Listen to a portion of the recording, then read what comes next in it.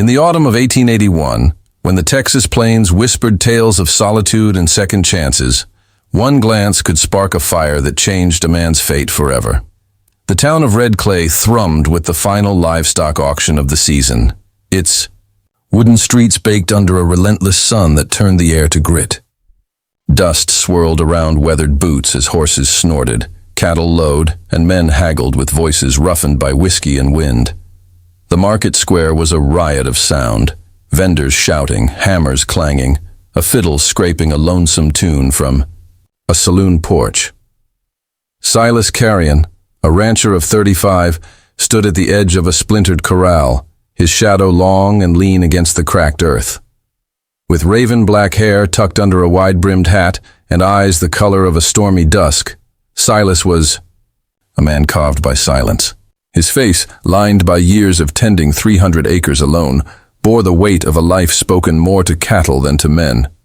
He came to Red Clay only for necessity, wire for fences, flour for bread, or a horse to replace the one gone lame. Today, it was a sorrel mare, her steady gait and proud stance catching his eye amid the auction's fading clamor. Silas leaned against a post, his calloused hands resting on his belt, watching the mare circle the corral. The bidding was thin, the crowd thinning under the heat. But he lingered, calculating the coins in his pouch. He'd ridden 8 miles under a sky too vast for promises, his ranch house waiting empty save for the creak of its timbers and the ghosts of choices unmade. Solitude suited him, or so he told himself, but lately the quiet had grown heavier, like a stone in his chest. As the auctioneer's voice droned, Silas's gaze drifted beyond the corral's splintered fence, and that's when he saw her, a girl no older than 20 standing apart from the crowd. Emiline, as he'd later learn, was no ordinary figure. Her chestnut hair, tied in a loose braid, gleamed like polished wood under the sun, and her eyes, a deep amber, held a quiet intensity, as if she saw the world through a lens no one else could share. Her dress, a faded blue calico with patches, at the elbows was clean but worn, and her hands, calloused yet delicate, clutched a woven shawl against the wind. She didn't move, didn't speak, her gaze sweeping the market like a hawk over the plains, calm but watchful. Beside her, a man, reeking of liquor, swayed, his red-rimmed eyes glinting with greed. A bottle dangled from one hand, a rope from the other, its end tied loosely to Emiline's wrist. "Got a deaf one here," he bellowed, his voice cutting through the market's din. "Cooks, cleans, don't talk back. Cheap for the taking." A few men laughed, their chuckles dark and fleeting. Others turned away, their faces uneasy under sweat-stained hats. Silas's jaw tightened, his fingers curling into fists. He'd seen cruelty before. On the frontier it was as common as dust. But this stirred something deeper, a pang he couldn't name, like a memory of loss he'd buried long ago. He stepped closer, intending to bid on the mare, but Emiline's eyes found his. It wasn't a plea, nor fear, but a steady, piercing look, as if she saw not just the man, but the weight he carried. The loneliness of a ranch house too quiet, the scars of a life unspoken, the heart that beat beneath his weathered coat. Her gaze held him, unyielding, a mirror to his own solitude, and for a moment the market's noise faded to a hum. The drunk staggered toward Silas, mistaking his approach for interest. "You want her, mister? Take the mare, get the girl free. Ain't got no use for her back home." His laugh was wet, cruel, and the rope swayed as he tugged it. Emiline didn't flinch, but her amber eyes stayed locked on Silas, measuring his intent. Silas's hand froze on his coin pouch. He hadn't come for this, hadn't wanted more than a horse to carry him through winter. His life was simple, fences to mend, cattle to drive, a bed too wide for one. But her gaze stirred something he'd long ignored, a spark in the dry grass of his world. "How much for both?" he asked, his voice low, steady, cutting through the drunk's slurred ramble. The crowd's laughter was sharp, biting. Silas Carrian, playing savior now. A rancher jeered from the corral's edge. "Gonna start a charity for strays?" another called. Silas ignored them, counting out silver coins. Enough for the mare, a fraction for a life. The drunk snatched the money, untied the rope, and shoved it into Silas's hand. "She's yours." "Fool," he muttered, stumbling away. Silas dropped the rope to the dust, its weight foreign in his palm. He turned to Emiline, offering a nod instead of words. "Come on," he said softly, his voice barely carrying over the wind. She hesitated, her eyes searching his, then stepped forward, her movements light but deliberate, her shawl fluttering like a flag of quiet defiance. As he led the mare toward his wagon, Emiline followed, her presence a shadow that felt more alive than the town's clamor. The market faded behind them, but Silas felt the weight of her gaze, the spark of a mystery he hadn't sought but couldn't turn away from. She was no burden, no bargain, she was a question, and he couldn't shake the feeling she'd see him clearer than anyone ever had. What will this silent stranger bring to Silas's lonely ranch, and what secrets lie behind her? Amber eyes? The Texas dusk of 1881 painted the plains in shades of amber and shadow, a quiet symphony of wind and hoofbeats that carried promises yet unspoken. Silas Carrian's wagon creaked along the hard pan road, its wheels crunching over gravel as the town of red clay faded into a dusty memory. The sorrel mare, tethered behind, snorted softly, her steps steady despite the long day. Silas, at 35, sat tall on the driver's bench, his raven-black hair catching the last light under his wide-brimmed hat, his stormy gray eyes fixed on the horizon. His hands, rough from years of roping cattle and mending fences, gripped the reins, with a firmness that belied the storm in his chest. He'd come to the auction for a horse, not a stranger. Yet here he was, carrying both toward a ranch that had never known more than his own shadow. Behind him, Emiline sat in the wagon's bed, her chestnut hair loose now, its braid unraveled by the wind. Her amber eyes, bright even in the fading light, traced the rolling hills dotted with mesquite and sagebrush. Her faded blue calico dress fluttered against her knees, and her woven shawl, clutched tightly, seemed less a shield than a quiet claim to her place. She hadn't spoken, hadn't made a sound since leaving the market, but her silence wasn't empty. It was alive, watchful, like the plains themselves. Silas glanced over his shoulder, catching her profile against the sunset. She sat upright, not curled or cowering, her gaze steady as if reading the land's secrets. The drunk's words, "Deaf one, don't talk back," echoed in his mind, but they didn't fit. Emiline wasn't broken. She was something else, something he couldn't name but felt in the weight of her glance at the corral. The road stretched long, the air cooling as stars began to prick the sky. Silas's ranch, Red Clay Ranch, lay 10 miles from town, a modest spread of 300 acres, with a log house, a barn, and pastures where cattle grazed under an endless Texas sky. It was a place of order, built by his hands after his father's death, left him nothing but debt and a name. He'd made it his own, but its quiet had grown heavy, the kind that pressed against a man's ribs at night. Now, with Emiline's presence, that quiet felt different, like a song waiting for its first note. He shifted on the bench, clearing his throat. "It ain't much," he said, his voice low, rough from disuse. "The ranch, I mean. But it's clean. Safe." He didn't expect an answer, didn't know if she could hear, but her head tilted slightly, her eyes flicking to his back before returning to the hills. The gesture, small as it was, felt like a reply. As the wagon crested a low rise, the ranch came into view, a silhouette of logs and stone against the twilight, its chimney trailing a faint wisp of smoke from a fire long cold. Silas pulled the reins, the wagon slowing as they approached. He climbed down, his boots thudding on the earth, and offered a hand to Emiline. She hesitated, her amber eyes searching his, then accepted, her calloused fingers light but firm in his palm.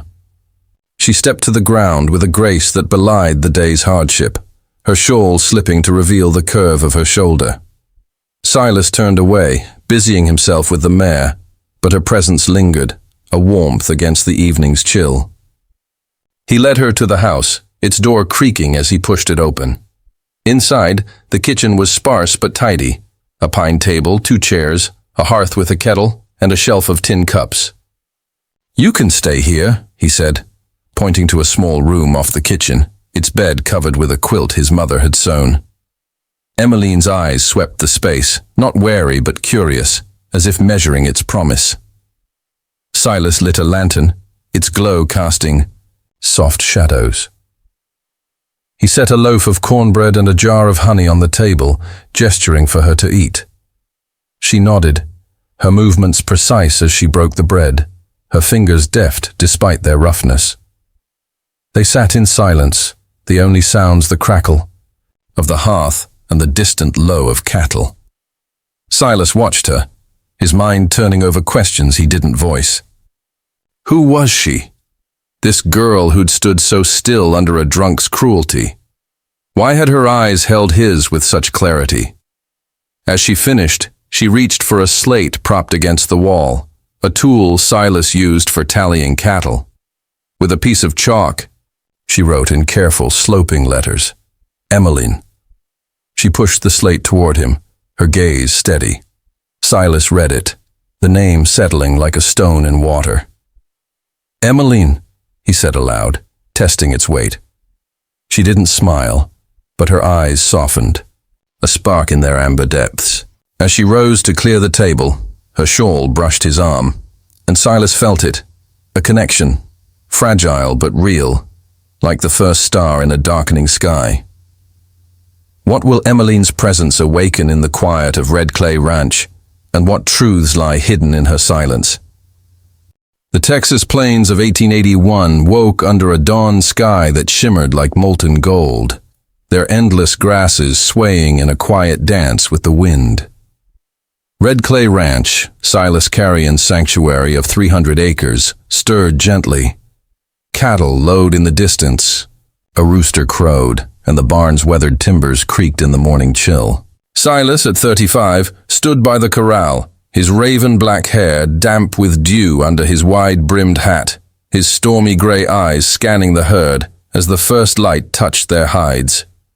His hands, calloused from years of roping and fence-mending, gripped a post. But his thoughts drifted to the stranger who'd brought a new pulse to his solitary world. Emiline, now woven into the ranch's daily rhythm, moved through its spaces with a grace that seemed to belong to the land itself. Her chestnut hair, loose in the morning light, burned like a flame against her faded blue calico dress, and her amber eyes, sharp and deep, held a wisdom that outshone the sunrise.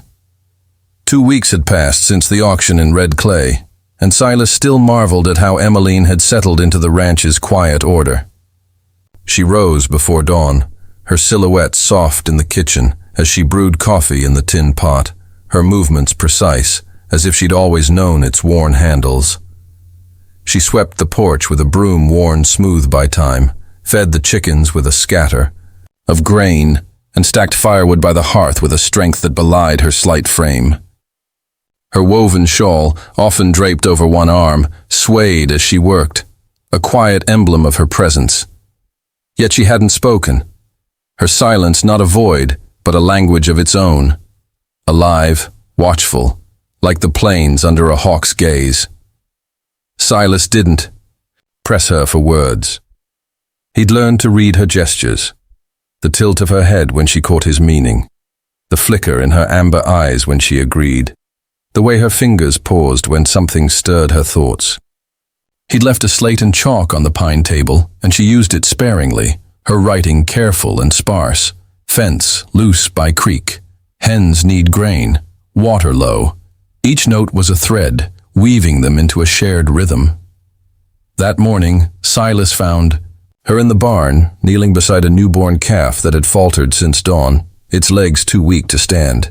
The mother cow paced, her lowing anxious, but Emiline's hands moved with a steady calm, stroking the calf's flank, her fingers tracing its trembling limbs as if listening to its heartbeat.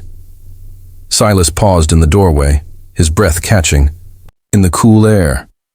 He'd planned to ride to town for a vet, but Emiline's touch seemed to breathe life into the frail creature.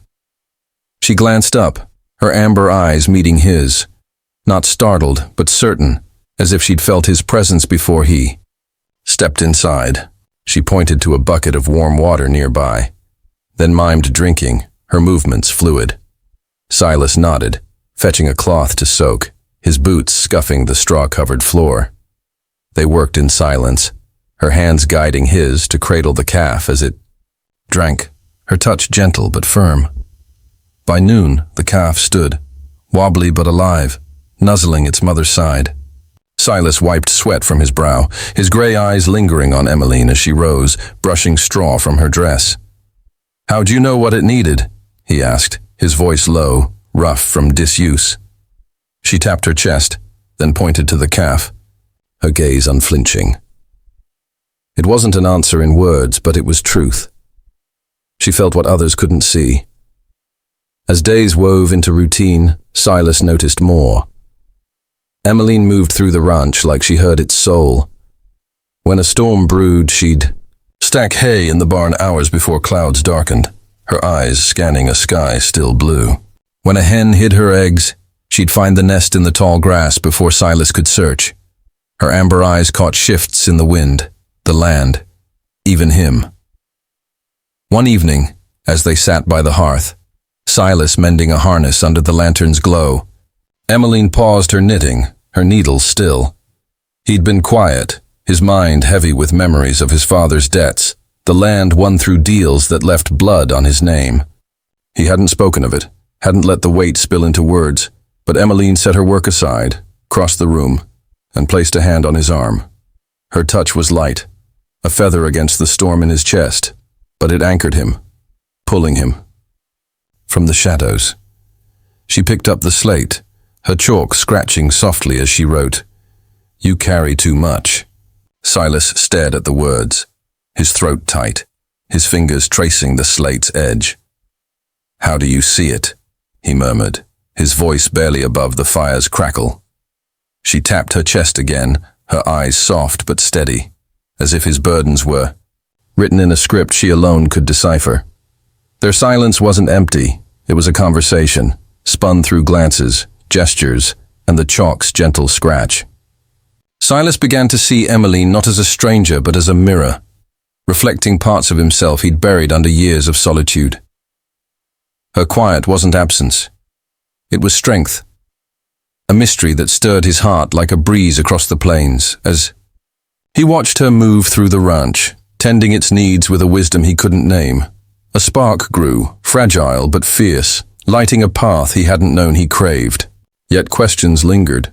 What had shaped her silence? And what had her amber eyes seen before they found his in red clay? What secrets does Emiline's silent wisdom hold, and how will it reshape the heart of a man who thought he needed no one? The Texas plains of 1881 shimmered under a late summer sky, where clouds gathered like secrets waiting to break. Red Clay Ranch, Silas Carrian's 300-acre refuge, pulsed with life. Cattle grazed in the distance, the barn's timbers groaned in the heat, and the air carried the tang of sage and earth. Silas, at 35, stood by the creek that cut through his land, his raven-black hair tied back, his stormy gray eyes narrowed against the glare. His hands, weathered from years of toil, adjusted a loose fence post, but his thoughts lingered on Emiline, the woman whose quiet presence had reshaped his world. Her chestnut hair, often loose in the evening breeze, burned like a flame, and her amber eyes, sharp with unspoken wisdom, seemed to see through the land's surface to its soul. In her faded blue calico dress, patched but clean, and her woven shawl, she moved through the ranch like a part of its heartbeat. A month had passed since Emiline arrived, and their days had settled into a rhythm as natural as the plains' sway. She tended the kitchen with a deft hand, baking cornbread that filled the log house with warmth, her movements precise yet soft. She mended fences alongside Silas, her strength surprising him, and cared for the livestock with a touch that calmed even the wildest colt. Her silence wasn't a barrier, but a bridge, woven through glances and the chalk slate where she wrote, "Creak low. Colt's hoof needs checking." Silas read her notes like letters, each one a step closer to understanding her. He'd stopped questioning how she knew things, when a hen was sick, when rain was coming. Her amber eyes caught the world's whispers, and he trusted them, even when he couldn't explain why.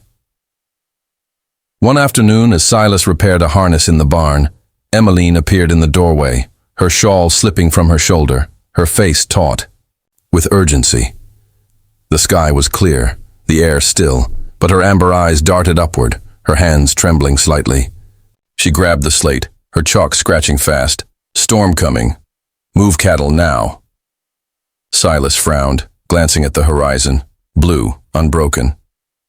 "Ain't no clouds," he said, his voice gentle but skeptical. Emiline tapped her chest, then pointed.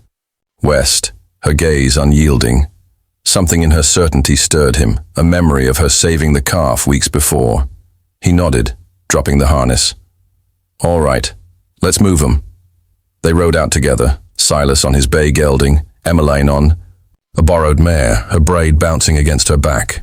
They drove the herd to higher ground, a ridge beyond the creek's reach, her gestures sharp and sure as she guided stragglers. As the last steer reached the ridge, the sky darkened, clouds rolling in like a tide. A hot wind rose, carrying dust and the scent of rain. Silas's heart raced, not from the work, but from Emiline's foresight. How did she know? Before he could ask, thunder cracked and lightning split the heavens, striking a mesquite tree near the creek. The blast shook the earth, sparks flying as the tree flared and fell, smoke curling into the storm. Silas grabbed Emiline's arm, pulling her behind a boulder as rain lashed down. Her calico dress clung to her, her amber eyes wide but calm, fixed on the fire, now quenched by the deluge. "You knew," he said, his voice rough over the wind. She didn't write, didn't gesture, just met his gaze, her hand brushing his in a fleeting touch that felt like an answer. Back at the ranch, soaked and breathless, they sat by the hearth, the fire's glow casting shadows across the kitchen. Silas's gray eyes studied Emiline as she dried her hair, her shawl draped over a chair. The storm had passed, but its echo lingered in his chest. He reached for the slate, writing for the first time. "How do you see it?" "The storm? Me? Everything?" He slid it toward her, his heart pounding. Emiline read it, her fingers tracing the words, then wrote, "I feel what's true." She tapped her chest, her amber eyes soft but fierce, and Silas felt a spark ignite, a longing to know her, to share. The silence that bound them. Their hands brushed as she passed the slate back, and in that touch, a promise flickered, fragile but fierce, like a flame in the Texas wind. What truths does Emiline feel in Silas's heart, and how will they draw them closer in the face of coming trials? The Texas plains of 1881 stretched beneath a sky heavy with the weight of whispers, where trust could bend under the gaze of a suspicious town. Red Clay Ranch, Silas Carrian's 300-acre haven, stood quiet in the late summer heat, its log house and weathered barn bathed in the golden glow of dusk. Silas, at 35, worked in the corral, his raven black hair tied back, his stormy gray eyes sharp as he branded a yearling. His hands, rough from years of labor, moved with practiced ease, but his heart carried a new rhythm, stirred by Emiline's presence. Her chestnut hair, loose in the evening breeze, caught the light like a wildfire, and her amber eyes, deep with unspoken truths, seemed to read the land's secrets. In her faded blue calico dress, patched but clean, and her woven shawl, she moved through the ranch like a melody, her silence a language Silas was learning to speak. 2 months had passed since Emiline arrived, and their bond had grown like sagebrush. After rain, steady, unforced, rooted in shared glances and chalk-scrawled notes. She baked cornbread that warmed the kitchen, tended the livestock with a touch that calmed the wildest colt, and predicted storms with an instinct Silas no longer questioned. Her slate messages, colt's hoof healing, rain by noon, were as vital as the ranch's pulse. Yet her quiet drew eyes in red clay, where silence was often mistaken for secrecy. Whispers had begun at the general store, soft at first, but sharp as thorns. "That girl at Carrian's place," a shopkeeper muttered, "knows things she shouldn't. Saw her touch a sick lamb and it was bleeding by morning." A rancher's wife added, "She don't talk. What's she hiding?" Silas heard the rumors on his weekly rides to town, their sting lingering like dust in his boots. But he kept them from Emiline, hoping to shield her from the town's unease. One morning, as Silas loaded hay into the barn, a rider galloped into the yard, dust swirling under his horse's hooves. It was Tom Weaver, a neighbor whose son, a boy of 7, lay feverish, his skin burning and breath shallow. "Doc's out east," Tom said, his voice tight. "Heard your girl's got a knack for healing. Can she help?" Silas hesitated, his grey eyes flicking to the house where Emiline swept the porch. Her amber eyes met his, sensing the urgency before he spoke. She set the broom aside, nodding once, and followed Tom to his homestead, Silas trailing on his bay, gelding. At Weaver's cabin, Emiline knelt by the boy's cot, her hands gentle as she touched his forehead, then his chest. Her face was calm, her eyes focused, as if listening to a song no one else could hear.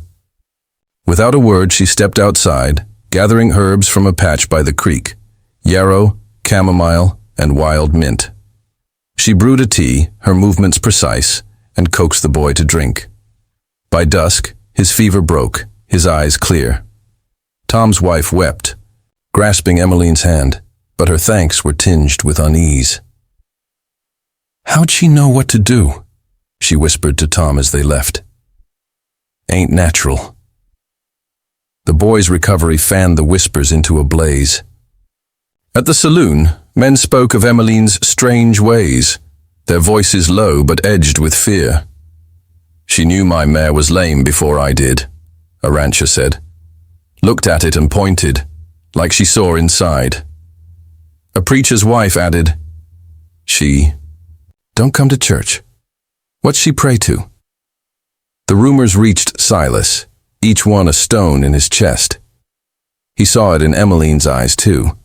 Her steps grew quieter, her shawl pulled tighter, as if she felt the town's gaze even miles away. One evening, as they sat by the hearth, Silas carving a wooden spoon, Emiline paused her mending. Her amber eyes, usually steady, flickered with a shadow. She took the slate, writing, "They fear me." Silas's hand stilled, his grey eyes meeting hers. "They don't know you," he said, his voice low but fierce. "I do." She wrote again. "You trust me?" The question hung like a breath. Silas reached for the slate, his fingers brushing hers as he wrote. "Always." Her eyes softened, a spark igniting in their amber depths, and for a moment, the world was just them, two souls bound by a silence stronger than words. But the town's fear wouldn't rest. Days later, as Silas repaired a gate, hoofbeats echoed down the road. 5 men, led by Amos Tate, a stern cattleman with a grudge against outsiders, rode into the yard, their faces hard. "We need to talk about that girl," Amos said, his voice cold. "She's stirring trouble, curing fevers, knowing things she got no right to know. Folks say she's unnatural." Silas stood tall, his grey eyes unyielding. "She's done nothing but help," he said, his tone steady but sharp. Amos leaned forward, his hat casting a shadow. "Help or harm, we don't trust her. Send her away, Carrian, or we'll make it right ourselves." The threat hung heavy, but Silas didn't flinch. "You come for her, you come for me," he said, his voice a low growl. The men shifted, uneasy, then rode off, dust trailing like a warning. Silas turned to the house, where Emiline stood in the doorway, her shawl fluttering, her amber eyes fixed on him. She hadn't heard the words, but she knew. And in her gaze, Silas saw not fear, but a strength that matched his own. Will the town's fear tear Emiline from Red Clay Ranch, or will Silas's stand forge a bond no whispers can break? The Texas plains of 1881 lay under a twilight sky, where stars emerged like promises kept in silence. Red Clay Ranch, Silas Carrian's 300-acre stronghold, stood resilient against the whispers of a town too quick to judge. Silas, at 35, sat on the porch of his log house, his raven-black hair loose from its tie, his stormy gray eyes tracing the horizon where the plains met the night. His hands, calloused from years of wrestling the land, rested on a whittled wooden spoon, its edges smoothed by hours of thought. Emiline, the woman who'd turned his solitude into something alive, moved inside the kitchen, her chestnut hair glowing under the lantern's light, her amber eyes bright with a wisdom that needed no words. Her faded blue calico dress swayed as she stirred a pot of stew, her woven shawl draped over a chair, a quiet testament to her place in this home. 3 months had woven Silas and Emiline into a bond as steady as the ranch's fences, built on glances, chalk-scrawled notes, and a trust that grew like cedar in the Texas sun. She'd saved a calf, predicted storms, and seen through Silas's burdens with a clarity that left him awestruck. Her slate messages, horses need shoes, sky feels heavy, were as vital as the ranch's heartbeat, and Silas read them like poetry. But the town of Red Clay hadn't softened. The whispers that began with her healing of Tom Weaver's son had grown into accusations, sharp as barbed wire. At the feed store, men spoke of her unnatural ways, claiming she'd cursed her neighbors. Well, when it ran dry, women at the church crossed themselves when her name was mentioned, their voices low with fear. Silas felt the weight of their words each time he rode into town, his gray eyes hardening against their stares. But he kept them from Emiline, hoping to shield her from their cruelty. One evening, as Silas repaired a saddle in the barn, Emiline appeared, her face pale, her shawl clutched tightly. Her amber eyes, usually steady, flickered with unease. She held the slate, her chalk trembling as she wrote, "They came to town today. Want me gone." Silas's heart sank. He'd heard of Amos Tate's latest tirade at the saloon, rallying men to cleanse Red Clay of its stranger. "They're fools," Silas said, his voice low but fierce. "You belong here." Emiline's eyes searched his, then she wrote, "I bring trouble." The words cut deeper than any blade. Silas set the saddle down, stepping closer, his hand hovering near hers. "You bring life," he said, his voice raw. "To this ranch. To me." Her gaze softened, a spark igniting, but the shadow of fear lingered. The next day, trouble arrived, at dawn. Silas was in the corral when hoofbeats thundered down the road. Amos Tate led a group of 6 men, their faces grim, hands gripping rifles, not raised but ready. "We warned you, Carrian," Amos said, his voice cold as iron. "That girl's a curse. Wells drying, cattle sick. She's the cause. Send her away, or we'll do it for you." Silas stood tall, his gray eyes unyielding, his fists clenched at his sides. "She's done nothing but good," he said, his tone a low growl. "You're scared of what you don't understand." Amos sneered, stepping forward. "We don't need witches in Red Clay." The words struck like a whip, and Silas moved, his hand grabbing Amos's collar before he could think. "Call her that again," he said, his voice deadly calm. "And you'll answer to me." The men tensed, hands on their rifles, but a soft sound broke the standoff. Emiline's footsteps on the porch. She stood in her calico dress, her shawl loose, her amber eyes calm but fierce. She held the slate high, her writing bold, "I harm no one." The men faltered, their eyes darting between her and Silas.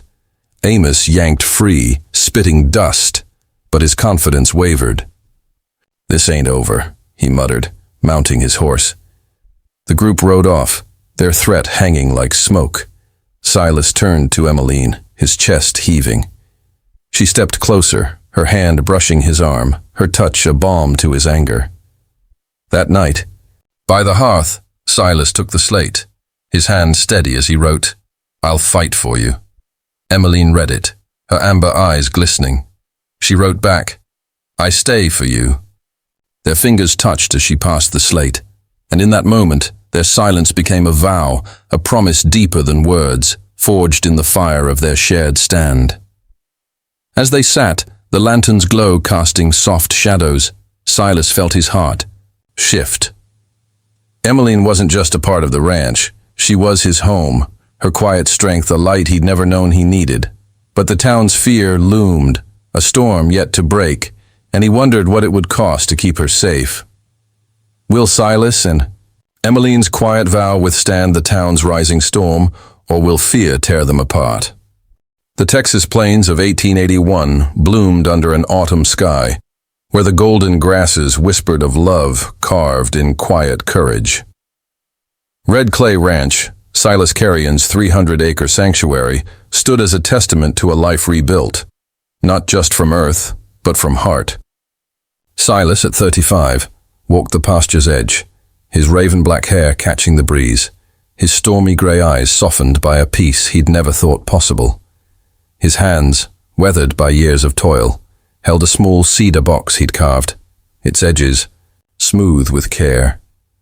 Emiline, the woman who'd turned his solitude into a symphony, stood by the corral, her chestnut hair loose and glowing like a flame, her amber eyes tracing the horizon with a wisdom that needed no voice. Her faded blue calico dress swayed gently, her woven shawl draped over her shoulders, a quiet emblem of her home in this land. 4 months had passed since Emiline arrived, and their bond had grown into something unshakable. A love spoken not in words, but in glances, chalk-scrawled notes, and touches that carried truths too deep for sound. She'd saved calves, predicted storms, and seen through Silas's burdens with a clarity that made him whole. Her slate messages, horses calm, sky clear, were as vital as the ranch's pulse, and Silas treasured them like vows. The town of Red Clay, once sharp with fear, had begun to soften. Emiline's healing of Tom Weaver's son had planted a seed, and her quiet strength in the face of Amos Tate's threats had stirred doubt in the hearts of those who judged her. Whispers still lingered at the general store, but they were quieter now, tinged with curiosity rather than scorn. Silas felt the shift in the air, a fragile hope that the town might see Emiline as he did, not a stranger, but a light.